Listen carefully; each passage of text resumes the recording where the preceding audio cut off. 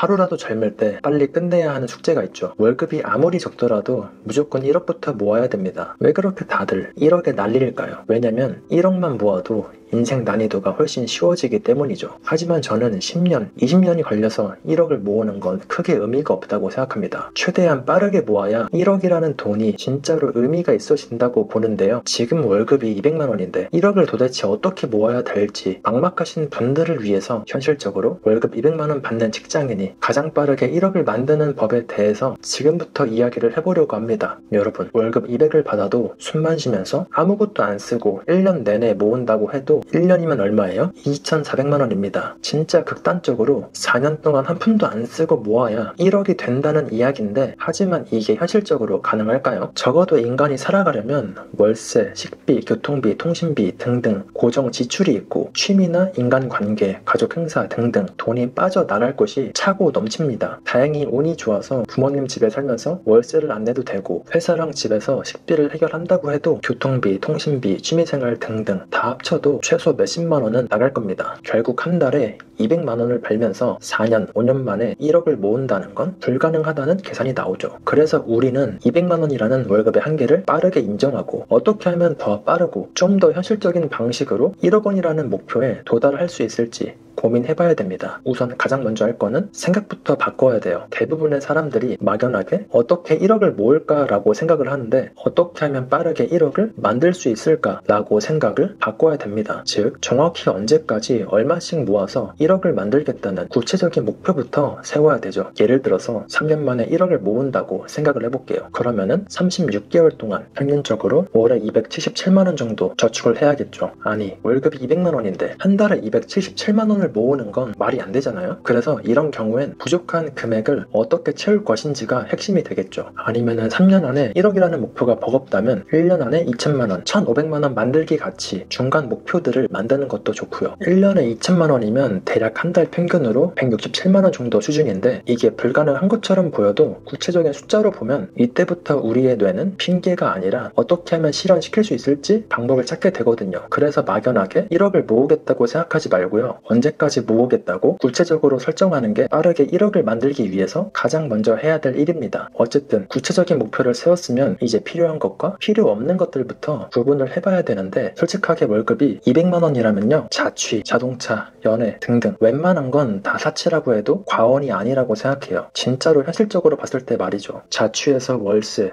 관리비만 60에서 70만 원 가까이 나가면 월급의 3분의 1이 날아가는 거고요. 거기에다가 자동차도 하나 있으면 어떻게 돼요? 할부금에다가 유류비, 보험비까지 합치면은 한 달 유지비로 40에서 50만 원이 깨집니다. 그러면은 집이랑 차만 해도 벌써 월급의 절반이 넘어가고요. 여기에 연애까지 하고 남들 놀 때 놀고 여행 갈 때 여행 가면 돈은 절대 안 모으겠다는 거랑 똑같죠. 그래서 빠르게 1억을 모으고 싶은 사람이라면 몇 년간은 꾹 참고 버텨야 된다고 생각해요. 물론 직장 때문에 어쩔 수 없이, 아니면은 가정 환경 때문에 자취가 필요한 상황일 수도 있고, 어떤 사람은 직장이 멀어서 차가 필요할 수도 있습니다. 그런데 여기서 핵심은 꼭 하지 않아도 되는 과한 지출을 말하는 거예요. 자동차가 필요한 거면 그냥 스파크 중고로 사서 타고 다녀도 되는데, 굳이 아반떼, 소나타를 사고 자취를 하더라도 그냥 몸만 누워서 잘 수가 있으면 되는데, 굳이 월세가 70만 원, 100만 원이 넘어가는 좋은 곳을 찾는다는 게 문제라고 하는 거죠. 솔직히 자취 안 하고 부모님 집에서 살고 자동차 대신에 대중교통을 이용하고 스타벅스에서 커피 마시는 것 대신에 집이나 회사에서 믹스커피 타서 마시고, 연애를 하더라도 파스타, 스테이크 먹으러 가지 말고요, 집에서 해서 먹거나 여행 가는 것 대신에 러닝하고 등산하고 산책을 하고, 이런 식으로 딱 3년에서 4년만 눈 딱 감고 극단적으로 아끼기만 해도 한 달에 최소 100만 원 넘게 돈이 모이는데, 이렇게 극단적으로 돈을 아껴서는 1억을 빠르게 모을 수가 없겠죠. 그래서 빠르게 1억을 모으기 위해서는요, 선택이 아니라 필수로 해야 되는 게 바로 투자입니다. 보통 투자를 한 번도 안 해보신 분들은 투자는 무조건 나쁜 거라고 생각하시는데, 요즘 같은 시대에서는요, 살아남으려면 무조건 해야 되는 게 투자거든요. 은행 예금 금리가 조금 올랐다고 해도 물가 상승률이나 자산 인플레이션을 고려하면요, 사실상 실질적인 이득은 거의 못 본다고 할 수가 있기 때문이죠. 특히 1억을 목표로 할 때 예금 적금만으로 돈을 굴리는 거랑 투자로 돈을 굴리는 거랑 그 수익률 차이는 복리까지 계산하면 적어도 2배, 3배까지 차이가 날 수밖에 없는데, 여기에 만약에 다시 4년에서 5년 동안 물가도 계속 오르고 집값, 주식까지 다 가격이 오른다면 개고생해서 1억을 모아도 1억의 가치는 더 낮아져 있을 거고, 상대적 박탈감은 더 커질 수밖에 없을 거예요. 그래서 빠르게 1억을 모으겠다고 생각했으면 투자는 무조건 같이 가져가야 되는데 월 200만원 벌면서 한 달에 50만원, 100만원이라도 S&P 500이나 슈드 같은 고량 ETF를 모아 가보시는 걸 추천드려요. 만약에 한 달에 100만원씩 S&P 500을 샀다고 가정하면요, 1년이면 1200만원이고 5년이면 6천만원이라는 돈이 모이는데 S&P 500 연평균 수익률이 보통 10%로 알려져 있으니 5년 만에 6천만원이 아니라 대략 7천만원 가까이 되는 목돈을 만들 수가 있을 겁니다. 그래서 월 200 받는 직장인 분들은요, 비과세 혜택이 있는 중개형 ISA 계좌를 꼭 만드셔서 세금도 아끼고 복리로 돈을 불리시는 걸 추천드립니다. 물론 당장 월급 200만원도 빠듯한데 극단적으로 아껴서 투자에 올인하면 갑자기 실직을 하게 되거나 병원비가 나가야 되거나 집에 일이 생기면 쓸 수 있는 돈이 없어지잖아요. 그래서 모든 돈을 투자하지 말고 3개월에서 6개월치 생활비 정도는 현금으로 꼭 남겨두세요. 이런 거를 보통 경제적 에어백이라고 하는데, 이 정도 돈이면 갑자기 급전이 나가야 될 때 웬만한 건 다 해결이 될 겁니다. 그런데 아무리 극단적으로 아껴도 월 200만원을 벌어서 나올 수 있는 저축 금액은 한정적이겠죠. 그래서 4년간 먹고 자고 아무것도 안 쓰겠다라는 극단적인 방법밖에 없는 것처럼 보이지만 사실은 더 빠른 길이 있습니다. 바로 버는 돈의 양을